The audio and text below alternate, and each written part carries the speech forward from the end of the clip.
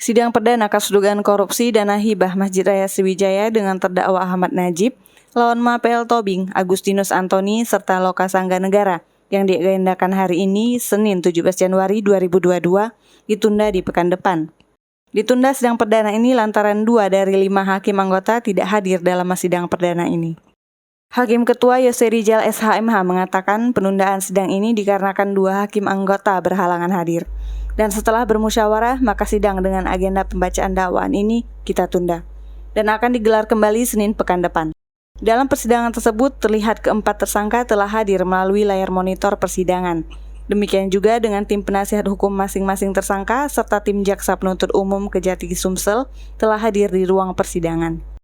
Terpantau juga pengunjung persidangan juga terdiri dari kerabat dan keluarga masing-masing tersangka telah hadir di dalam ruang sidang utama PN Palembang.